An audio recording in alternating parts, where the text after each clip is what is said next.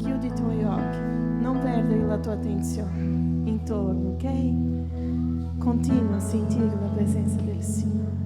Continua a dichiarare, Signore, tu sei bello.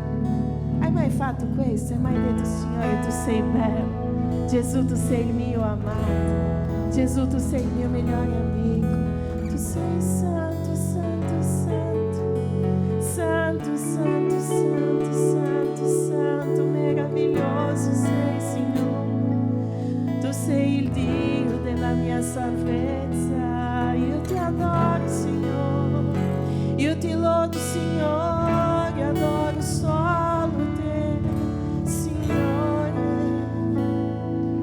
Oh.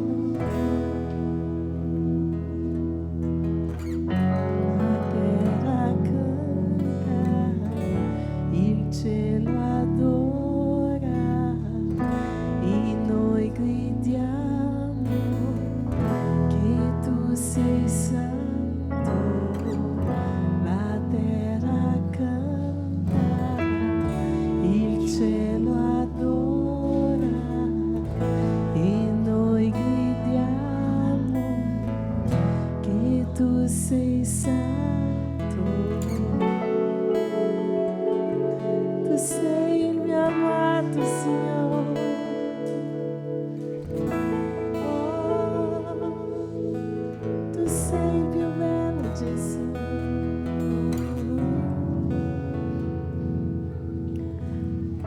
Alleluia.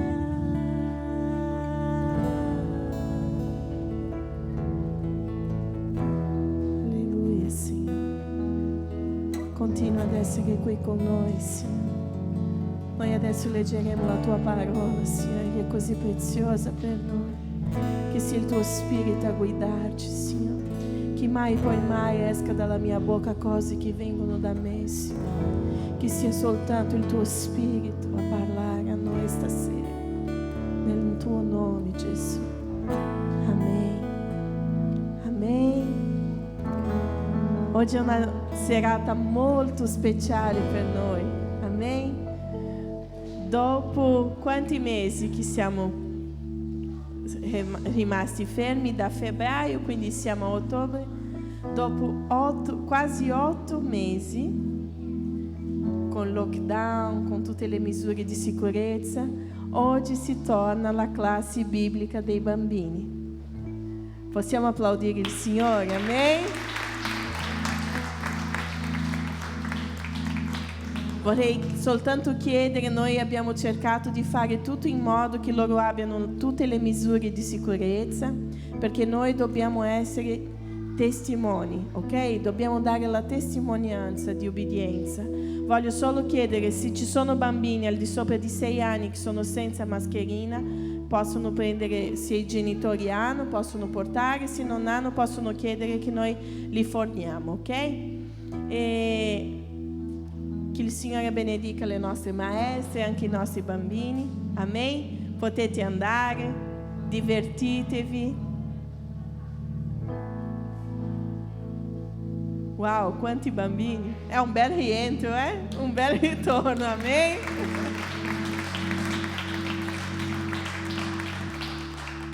Dopo loro racconteranno a voi, ma noi abbiamo preparato una dinamica da fare insieme a loro. Abbiamo disegnato un cuore vuoto per spiegare loro che la Chiesa senza di loro esiste. La Chiesa c'è, ma non c'è colore. Gesù amava tanto i bambini, Gesù si preoccupava tanto con i bambini. E a volte mi rattrista il cuore quando pensiamo che i bambini infastidiscono nella Chiesa. Fratelli, la Chiesa è per loro. Domani saranno loro qua davanti, non saremo più noi. E se noi non li insegniamo, dove andiamo? Dove andiamo? Chi ci sarà qui dopo? Non ci sarà nessuno. E oggi loro faranno questa dinamica. Avviso i genitori che la tinta che useremo è lavabile, extra lavabile, non è allergica, è anti-allergia, quindi è a posto, ok? Potete lavare i vestiti dopo. Se va qualcosa di storto, noi possiamo scrivere alla G8 e chiedere come mai si sono macchiati. E loro metteranno oggi le loro impronte in questo cuore per far capire loro che loro danno il colore alla nostra Chiesa. Amen? E io vi invito, genitori, non lasciate i vostri figli a casa.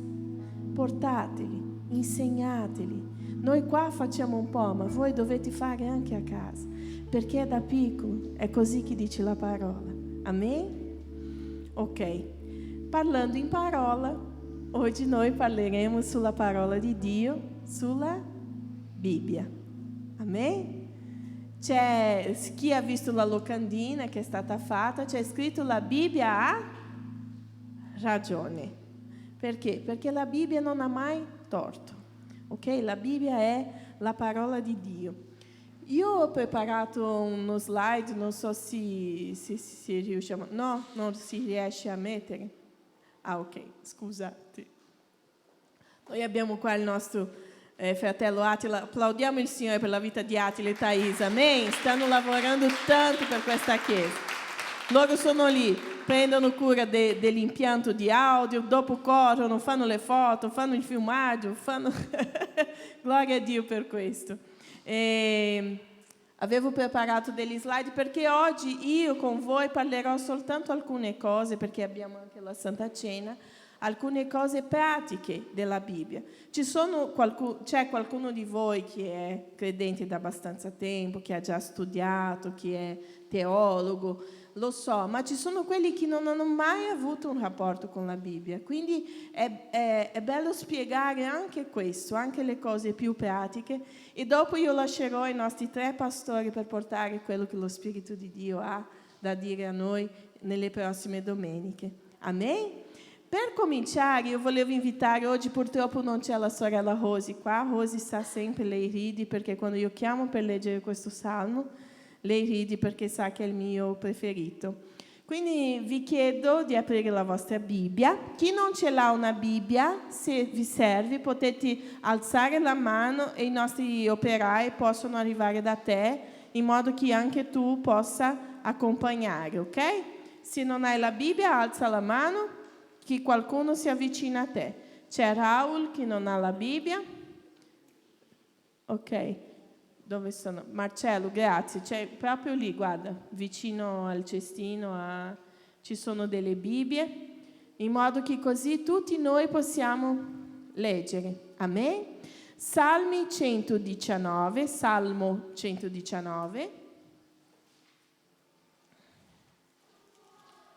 Chi ha mai letto tutto questo salmo? Lo sapete che è il più lungo della Bibbia, vero? Ha 170 e qualcosa.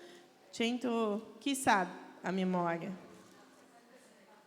100, brava te, 176 versetti.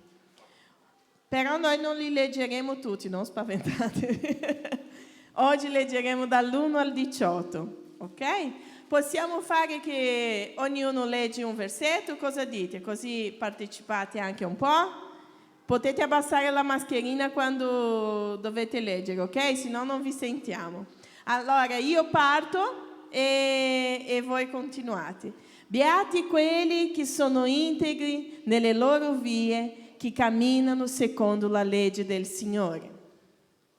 Beati quelli che osservano i suoi insegnamenti e che lo servono con tutto il cuore. E non commettono il male, ma camminano nelle sue vie.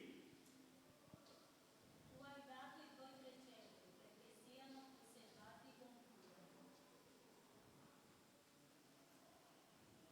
Sia ferma la mia condotta nell'osservanza dei tuoi statuti. Non dovrò vergognarmi quando considererò tutti i tuoi comandamenti. Ti celebrerò un cuore retto, imparando i tuoi giusti decreti. Osserverò i tuoi statuti, non abbandonarmi mai. Come può un giovane rendere la sua via pura, custodendola con la tua parola? Ti ho cercato con tutto il mio cuore, non lasciare che mi allontani dai tuoi comandamenti. Alleluia.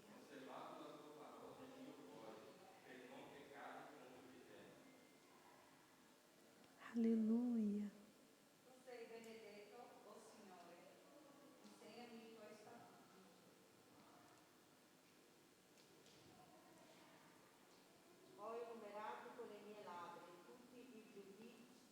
indizi della tua bocca.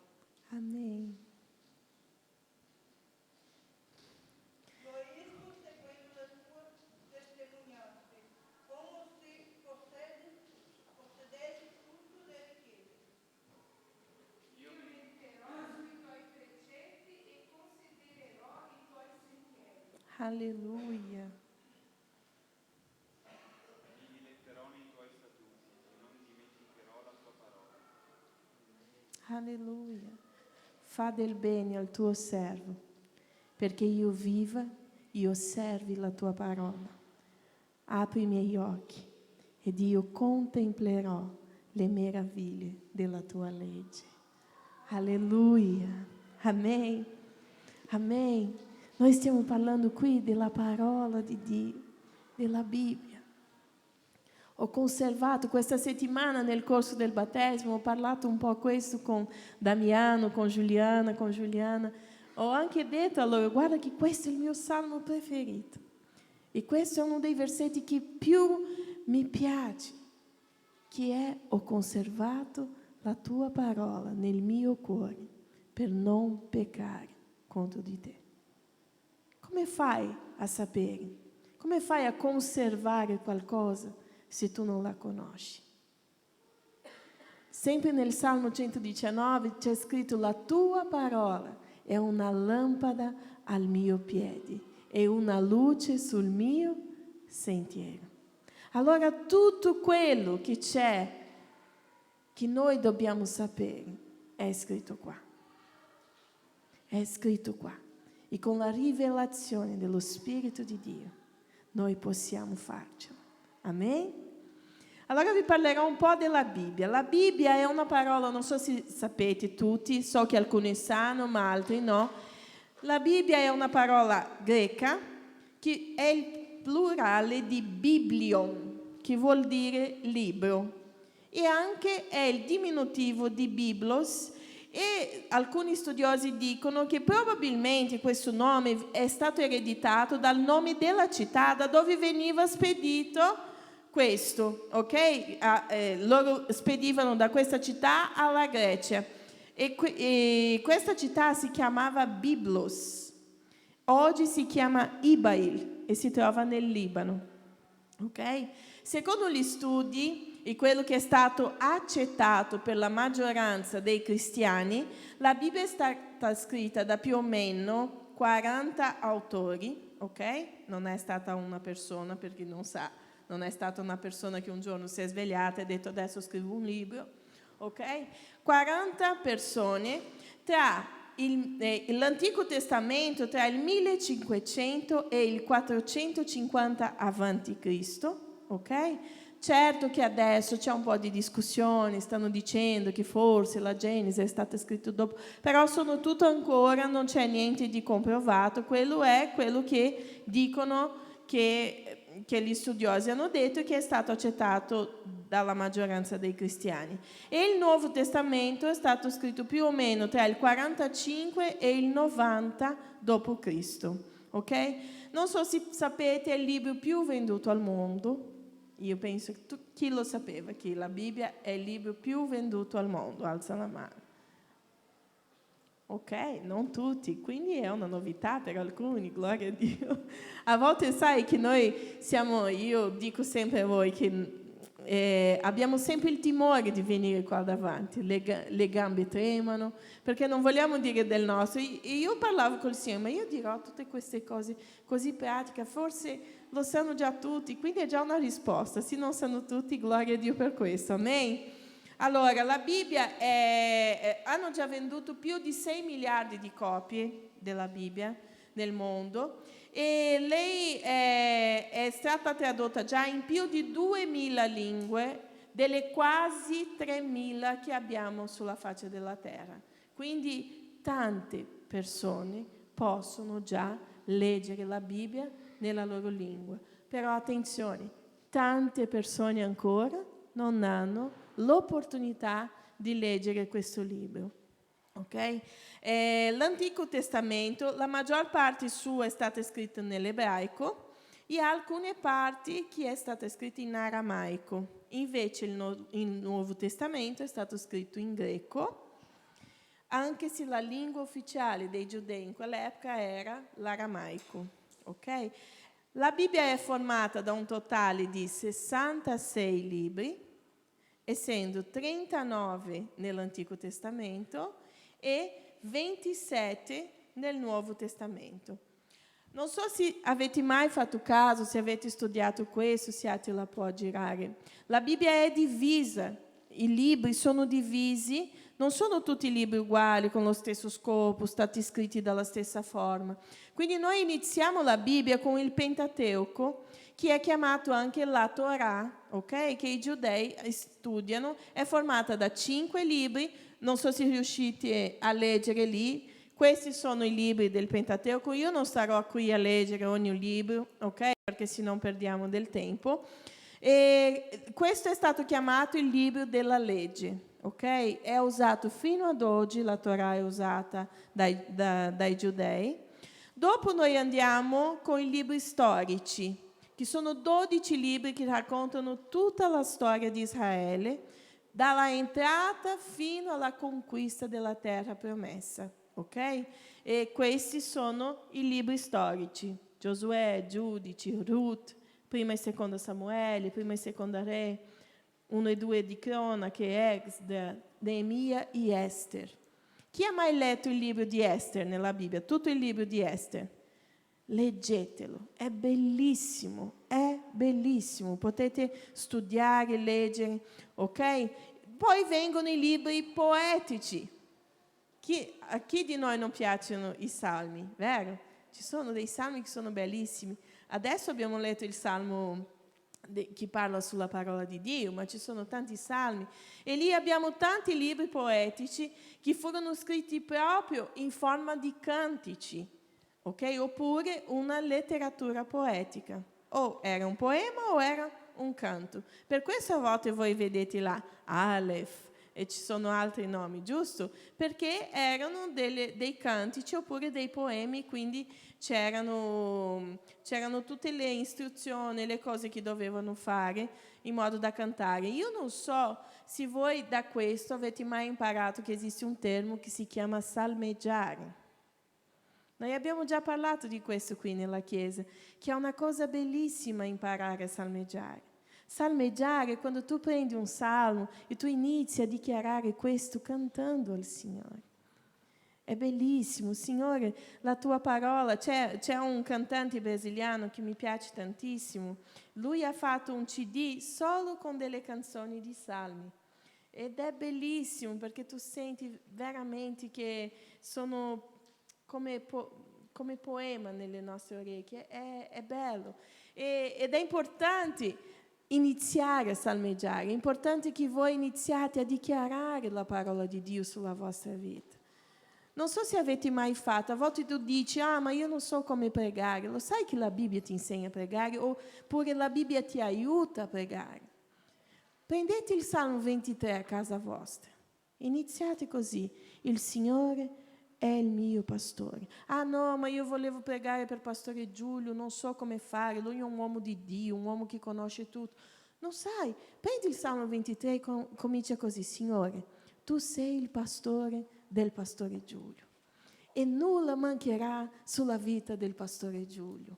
Certo che io sono certo che bene e bontà seguiranno la vita di pastore Daniel, e lui abiterà insieme a te, insieme a Damiano, nella casa tua, Signore, per tutti i giorni della sua vita. E questo la Bibbia ci insegna. Noi possiamo prendere i salmi, iniziare a pregare, e tu vedrai che il Signore, lo Spirito di Dio, inizierà a mettere le parole nella tua bocca. Perché noi non possiamo vivere l'esperienza degli altri. Noi dobbiamo vivere la nostra esperienza, la mia esperienza, la mia intercessione, la mia preghiera. E la Bibbia ci insegna a fare questo. È bellissimo, iniziate a leggere, che vedrete che sarà meraviglioso leggere il libro dei Salmi. Dopo ci sono i libri profetici. Lo so che questo attira tanto le persone, vero? Quando uno dice profeta, zing, accendi la luce, la lampadina, questo mi dirà il mio futuro, questo dirà quello che Dio ha per me, questo dirà quello che Dio farà, questo dirà... Ma noi dobbiamo iniziare dalle altre cose.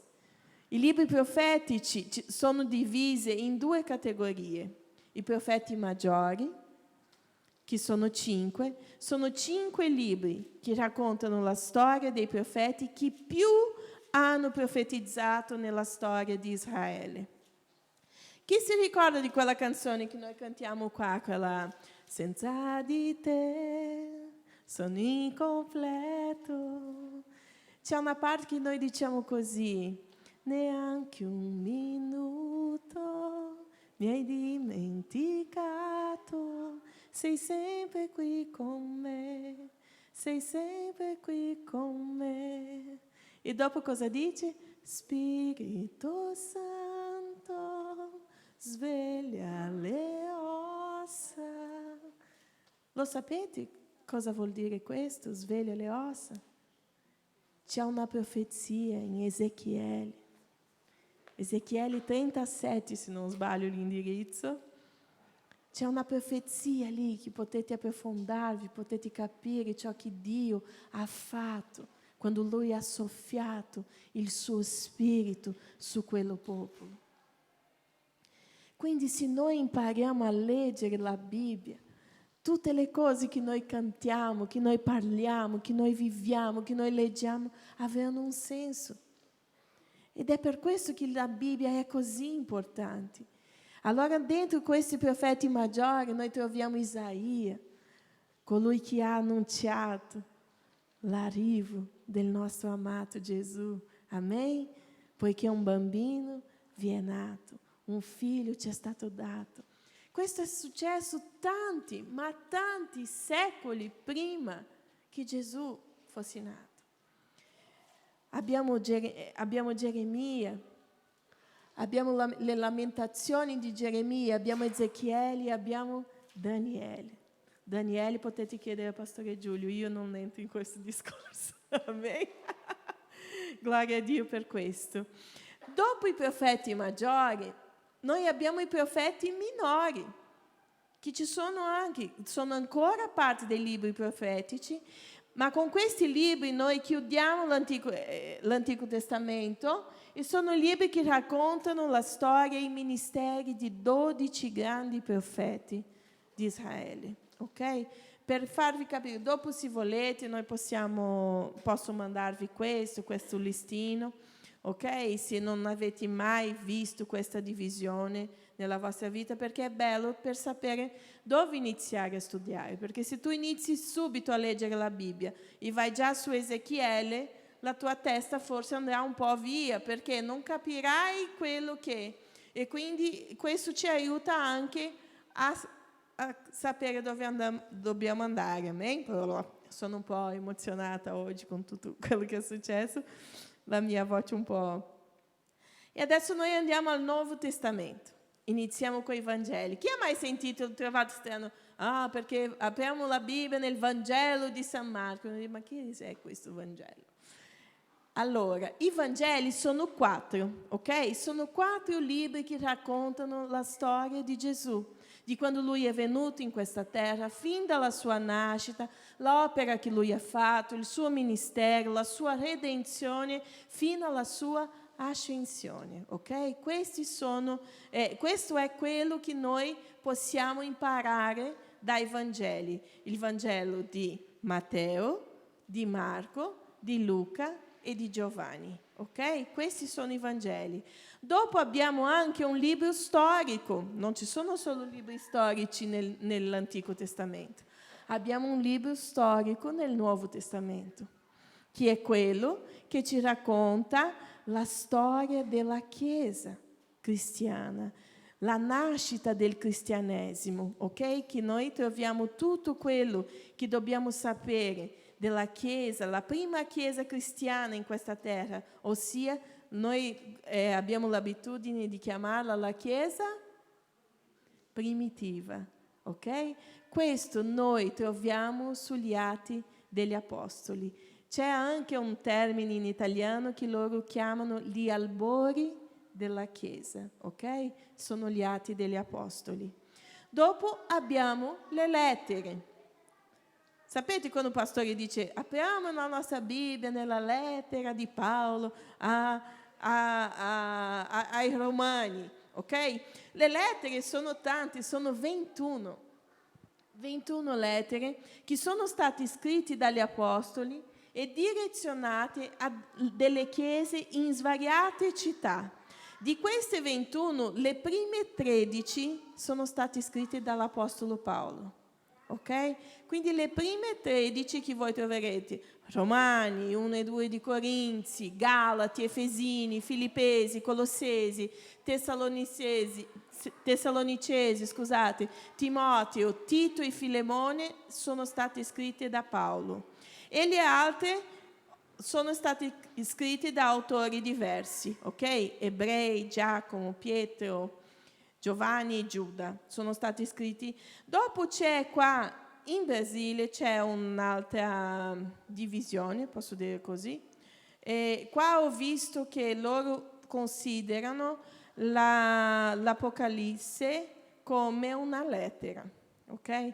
Però da noi c'è la parte della rivelazione, ok? Che è un libro di rivelazioni, che è l'Apocalisse, che è formata, questo gruppo è formato solo dall'Apocalisse, rivelazioni, che racconta gli avvenimenti finali della Chiesa in questa terra, ok? L'Apocalisse è stato scritto da Giovanni. E questi sono un po' i dati tecnici che potete tenere conto in modo che possiate studiare la Bibbia.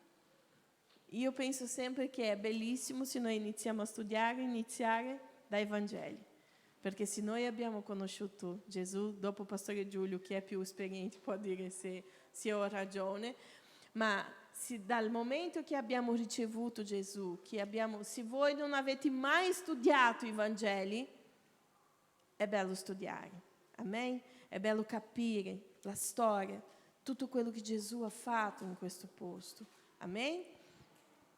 Però oltre a questi dati tecnici, volevo un po' anche agganciare questo a dirvi sempre che la Bibbia, ricordarvi, è un insieme di libri, non è un libro solo, è un insieme di libri ispirati da Dio.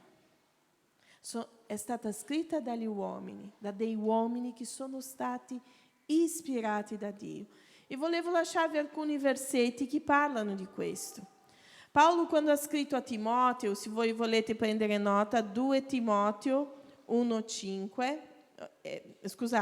2 di Timoteo 3, dal 15 al 16, che dice così, Paolo diceva a Timoteo, fin dall'infanzia tu conosci le sacre scritture, per farvi capire che le scritture sono da tanto con noi. Queste possono istruirti per la salvezza che si ottiene per mezzo della fede in Cristo Gesù. Tutta la scrittura, infatti, non dice così, tutto quello che ti conviene, non è vero, perché a volte noi vediamo che ci sono delle persone che iniziano a prendere dei versetti sparsi e fanno di quello una verità. Ma tante volte noi dobbiamo capire il contesto e dobbiamo anche capire che gli altri versetti che non ci fanno comodo, anche loro sono verità e sono stati ispirati. E allora noi, perché Dio mi ha preso per testa e non per coda, e finisci là. Non è così. Perché io posso ogni cosa in colui che mi fortifica. Ma c'è un prima che Paolo ha scritto. Paolo non ha scritto solo questo. Cosa ha scritto Paolo? Io so vivere nella ricchezza, ma so vivere anche nella povertà e così via. Non è che noi possiamo prendere le cose sparse, iniziare a fare di questo una verità. Per questo è importante studiare la Bibbia, leggere, capire quello che dice. E infatti Paolo diceva, tutta la scrittura è ispirata da Dio e utile per cosa? Per insegnare, per convincere, per correggere e formare alla giustizia. Insegna, convince, ti corregge e ti forma alla giustizia. Poi Paolo ricorda anche Timoteo che lui era stato istruito dalle persone della sua famiglia. Non so se vi ricordate, una volta Daniel ha predicato su questo, su Lloyd e Eunice, perché loro hanno formato Timoteo, hanno cresciuto lui insegnando, inculcando a lui nella sua testa la parola di Dio. Ed è questo che noi dobbiamo fare ai nostri figli. Lo so che a volte è difficile, non è che noi siamo i perfetti, tutti i figli sono una benedizione. Tante volte è difficile fare il genitore, perché è difficile sapere quello che è giusto, quello che è sbagliato, avere l'equilibrio, ma noi dobbiamo inculcare la parola di Dio nella vita dei nostri figli. E come fai a inculcare la parola di Dio nella vita del tuo figlio se tu non leggi la parola di Dio? Come fai a rispondere delle domande che lui arriverà a casa dopo la scuola biblica se tu non leggi? Allora noi dobbiamo iniziare a studiare la Bibbia. Amen? Dopo la lettera agli Ebrei dice così: Dio che aveva già parlato nei tempi antichi, ossia Dio ha parlato sempre attraverso la sua parola. Molte volte lui ha parlato in diversi modi ai padri per mezzo dei profeti. Ultimamente, in questi giorni, ha parlato a noi per mezzo del Figlio. Dopo c'è anche: infatti la parola di Dio è viva, efficace ed è più tagliente di ogni spada a doppio taglio. Essa penetra fino al punto di divisione dell'anima e dello spirito, delle giunture e delle midolla, e scruta i sentimenti e i pensieri del cuore. Lo sapete che tante volte noi non capiamo? Non so se vi è capitato mai, ma sono sicura di sì, che tu non sai se quello viene dalle tue emozioni o viene dallo Spirito. C'è una dritta che io devo darvi. Dio non andrà mai contro quello che dice la sua parola. Lui non ti dirà mai di fare qualcosa che va di incontro a quello che lui ha detto prima. Non ti dirà mai di dire una bugia. Mai. State attenti, perché questo è molto serio. Perché tante volte noi pensiamo che la fine giustifica i mezzi. Non c'è un detto famoso in tutto il mondo, inclusive in Italia. Ma non è vero quando si tratta del Signore. Il Signore non ha questo tipo lui non baratta, si può dire così, con la sua legge. Lui non baratta con quello che lui ci ha detto di fare. Lui non ti dirà mai di fare qualcosa a qualcuno che lui aveva detto di non fare prima. Ah no, ma è per la sua opera. No, non è. Dio non torna indietro con la sua parola. Lui non torna indietro. La Bibbia dice che passeranno i cieli, passerà la terra, ma la sua parola non passerà. Allora lui non sarebbe un Dio così irresponsabile da dire a me e a te di fare qualcosa che va di incontro a quello che lui ci aveva detto prima. Ci aveva detto quando? Attraverso il pastore, attraverso il profeta, attraverso quello fratello che è venuto da non so... No, attraverso la sua Bibbia. Questo è quello che deve essere scritto nel nostro cuore, quello che c'è qua dentro, con la ispirazione, con la rivelazione dello Spirito di Dio. Amen? Abbiamo già letto che una lampada per i miei passi è la tua parola, una luce sul mio cammino. Dopo c'è scritto: i cieli e la terra passeranno, ma le mie parole non passeranno. E in Matteo noi troviamo 24:35, dice così: figlio mio, fa attenzione alle mie parole, porgi l'orecchio ai miei detti, non perderli mai di vista, custodiscili nel tuo cuore. Amen? Io non so chi di voi conosce il famoso Agostino, tanti lo chiamano di Santo Agostino. Lui un giorno disse che tutte le scritture sono state scritte per questo, con uno scopo, perché l'uomo capisse quanto Dio lo ama. E una volta capendo questo, si infiammasse di amore verso di Lui.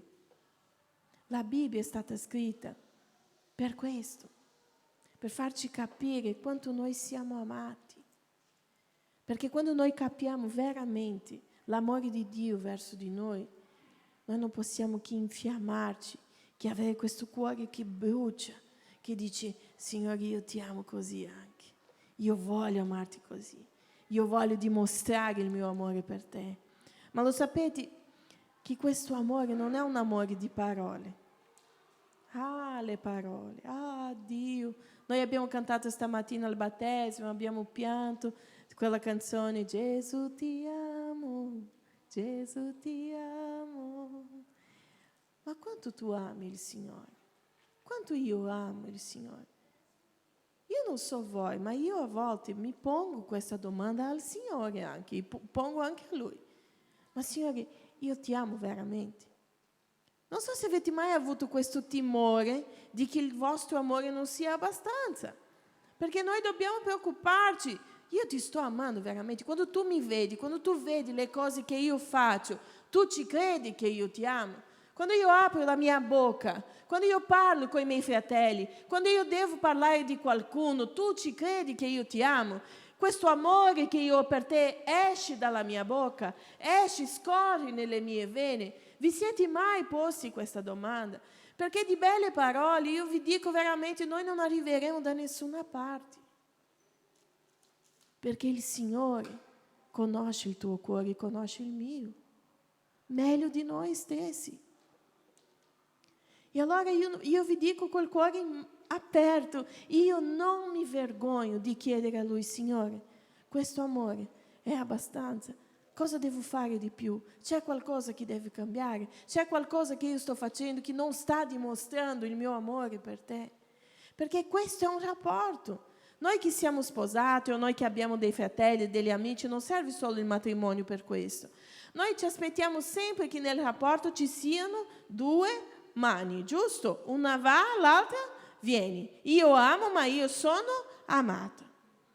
Tante volte non abbiamo la discussione del discutere il rapporto, anche con gli amici. Non è mai successo. Io sono un po' triste perché quando io ho avuto bisogno di te, tu non c'eri per me, o tu mi hai detto questo, quando tu hai avuto bisogno di me, io c'ero. Noi cerchiamo di capire, di livellare questo amore in modo che possiamo avere un bel rapporto. Allora non è sbagliato iniziare ad analizzare la nostra vita alla luce della scrittura di Dio e chiedere al Signore: Signore, io ti amo veramente. Cosa c'è qua che io sto facendo che ti fa capire che magari il mio amore non è arrivato ancora là? E il Signore ci fa vedere attraverso la sua scrittura. Perché l'amore di parole non conta. Il Signore conosce il nostro cuore. Noi non stiamo parlando di parole buttate lì. Come vanno le tue attitudini? Quando Gesù vede quello che tu fai da lunedì a sabato, si sente amato da te? Ci sono tante volte che noi usiamo gli esempi, ad esempio: a quale donna qua piace ricevere fiori? Alzate la mano, non vergognatevi, non è una vergogna. Chi piace ricevere i cioccolatini? Cos'altro vi piace ricevere? C'è qualcosa di diverso? So che qualcuno qua piace ricevere i libri come regalo, vero? Adriana, Andrea, lo so che quando il pastore Giulio, quando si regala un libro a loro vanno con il sorriso da orecchio a orecchio, vero? Ma chi non ha mai arrivato, ad esempio, dal marito, specialmente le donne, e detto: ti sei scordato del nostro anniversario di matrimonio? Io mi aspettavo dei fiori. O magari lui dice: ti sei scordato del nostro anniversario di matrimonio? Perché non sono solo gli uomini che si dimenticano. Io magari aspettavo che tu avessi cucinato qualcosa, che tu avessi detto qualcosa, che tu mi avessi fatto un bigliettino. Perché noi dobbiamo anche capire che non sono solo gli uomini che sbagliano in queste cose, anche noi donne sbagliamo. O magari la tua amica, tu sei lì, è il tuo compleanno. E tu dici, tutti ti fanno gli auguri e la tua migliore amica no. Tu dici, lei mi sta preparando una sorpresa. Non è vero? Dopo arriva, passa la giornata, che succede? Oh, scusami, mi sono dimenticata. E tu dici, allora? Ok, parliamone.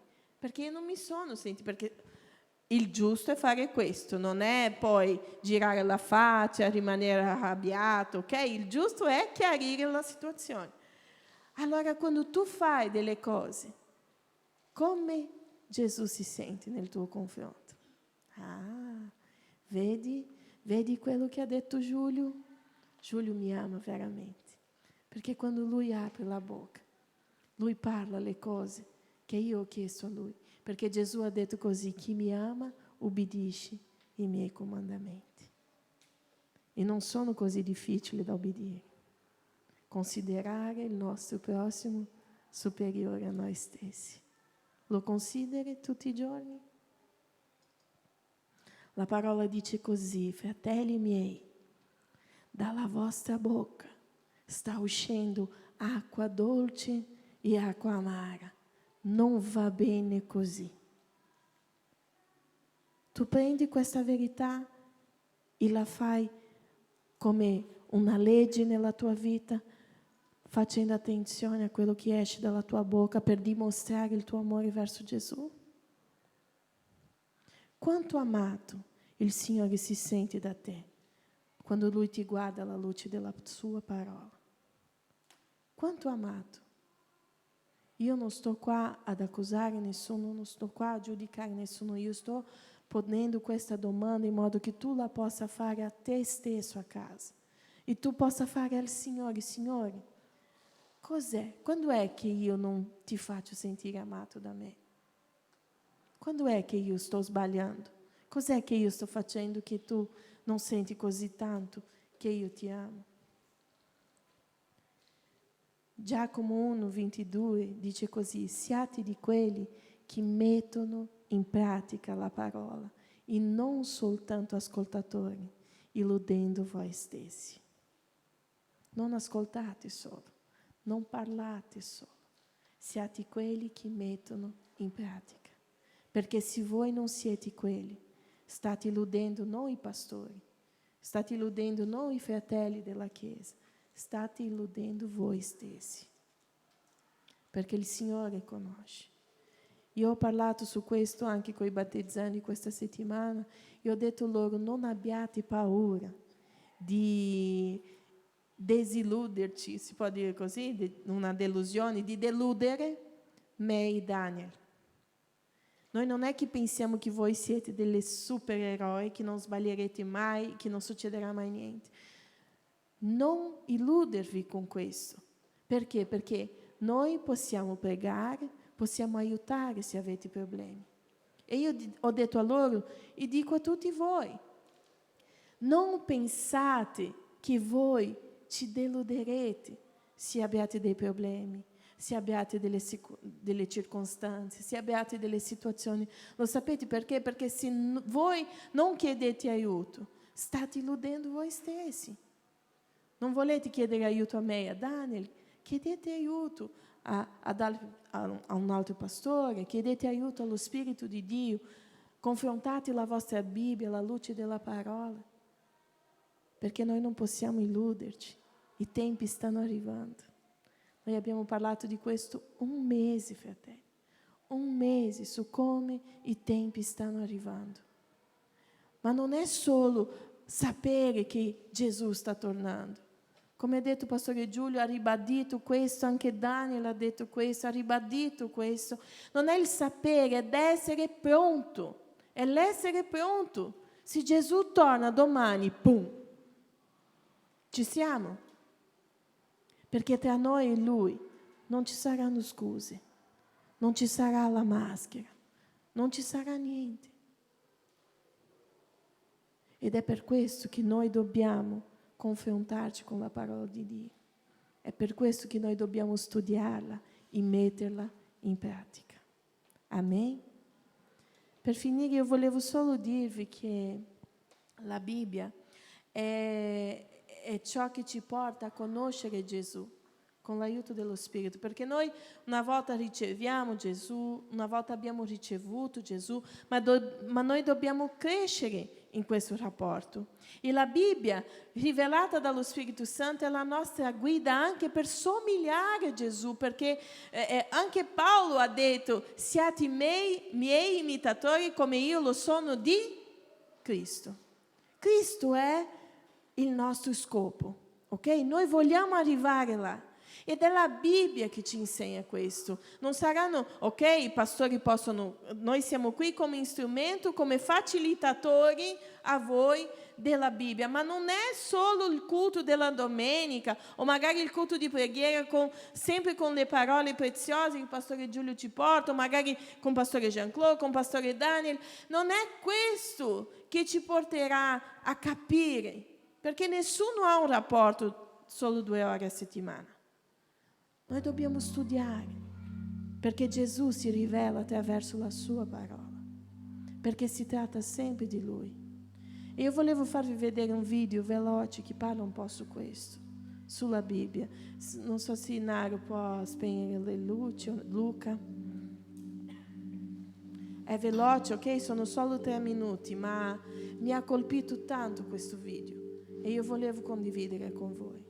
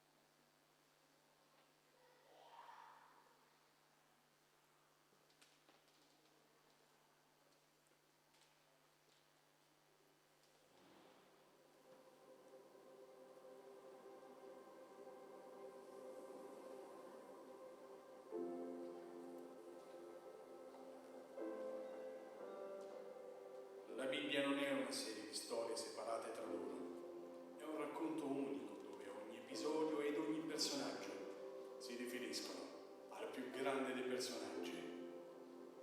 La storia d'Adamo ed Eva non riguarda solo il primo uomo e la prima donna sulla terra.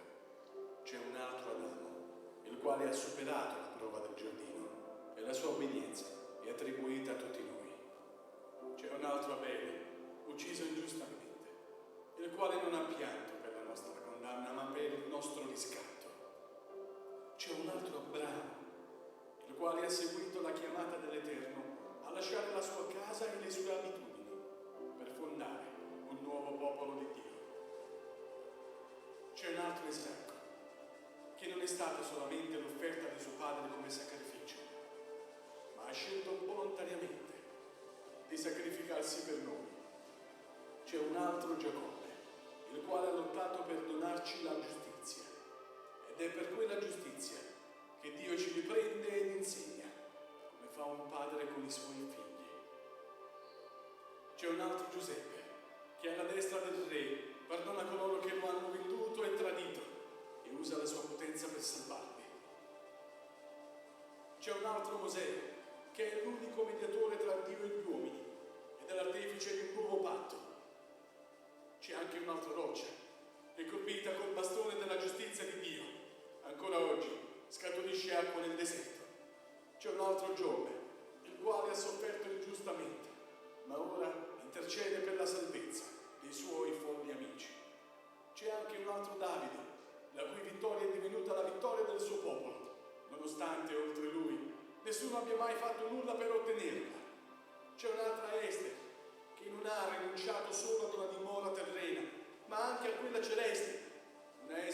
non ha solo rischiato la sua vita, ma che l'ha data per salvare il suo popolo.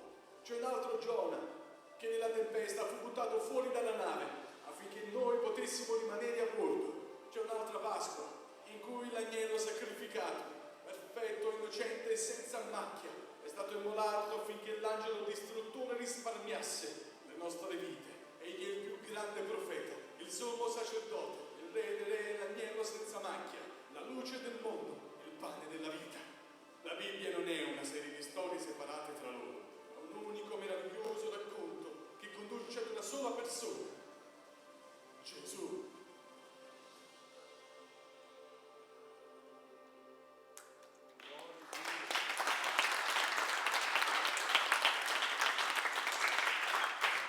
Amém.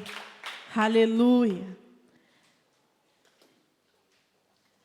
Tutto è stato fatto per mezzo di Lui. E senza di Lui, niente è stato fatto di tutto ciò che esiste. La sua parola dice: poiché in Lui, in Gesù, sono state create tutte le cose che sono nei cieli e sulla terra, quelle visibili e quelle invisibili, troni, signorie, principati, potestà, tutte le cose sono state create per mezzo di Lui e in vista di Lui. Egli è prima di ogni cosa e tutte le cose sussistono in Lui. Egli è il capo del corpo, cioè della Chiesa. Egli che è il principio, il primogenito dai morti, affinché in ogni cosa abbia il primato. Egli, si tratta d'Egli, si tratta di Gesù. Dalla Genesi all'Apocalisse voi troverete la storia di Gesù. Dalla Genesi all'Apocalisse voi studierete, più chiederete al Signore la rivelazione, più la metterete in pratica, più vi assomiglierete a Gesù. Si tratta sempre di Lui. Quando la Bibbia dice che tutte le cose sussistono in Lui, dice che Gesù mantiene l'equilibrio nelle sue mani. Senza di Lui non è stato fatto nulla. E tutto quello che voi vedete, tutto quello che è stato fatto, non è stato fatto in assenza di Lui. Si tratta di Gesù. La Bibbia è Gesù. La prendete questo. Non è un'emozione. Gesù non è un'emozione.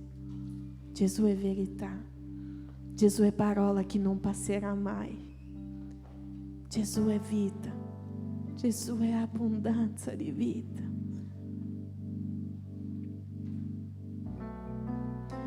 Che tu possa prendere questa parola, che tu possa studiare questo, consapevole che non è un racconto, consapevole di che in tutto questo si parla di Gesù.